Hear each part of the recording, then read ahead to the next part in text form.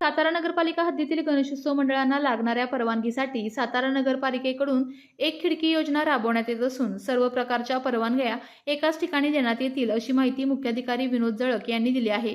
त्याच पद्धतीने गणपती विसर्जनासाठी सातारा नगरपालिकेकडून 5 मोठी विसर्जन तळी तसेच 35 छोटी तळी तयार करण्यात येणार असून विसर्जन काळामध्ये कोणताही अनुचित प्रकार घडू नये यासाठी विसर्जन तळ्यांवर पालिकेकडून योग्य ती खबरदारी घेण्यात येणार असल्याची माहिती देखील त्यांनी यावेळी दिली आहे। आगामी गणेश उत्सवाच्या निमित्त नगरपालिकेच्या माध्यमातून जे उपक्रम राबवले जातात त्यात प्रथम प्राधान्याने म्हणजे गणेश मंडपाला परमिशन दिली जाते। त्यासाठी नगरपालिकेमध्ये सिंगल विंडो सिस्टीम राबवण्यात येणार आहे।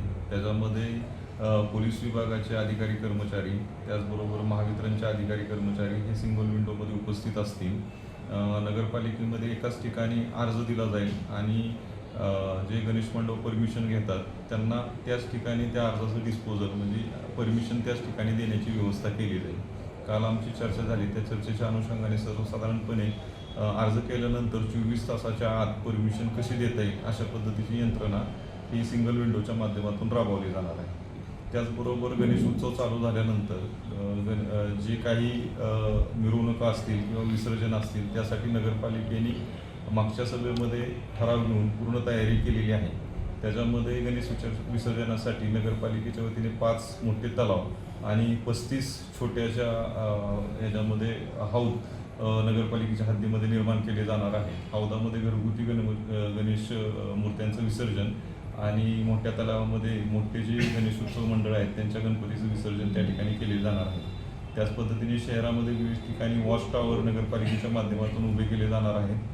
त्याचबरोबर विसर्जनाच्या कालावधीमध्ये नगरपालिकेच्या माध्यमातून स्विमर म्हणजे चांगले पट्टीचे पोहणारे लोक त्या ठिकाणी, त्याचबरोबर काही क्रेन ही जी उपलब्धता नगरपालिकेच्या माध्यमातून केली जाणार आहे। त्याचबरोबर विसर्जनाच्या ठिकाणी कचरा गोळा करण्यासाठी निर्मल्य गोळा करण्यासाठी काही निर्मल्य कुंडसुद्धा नगरपालिकेच्या माध्यमातून त्या ठिकाणी उपलब्ध केली जाणार आहे।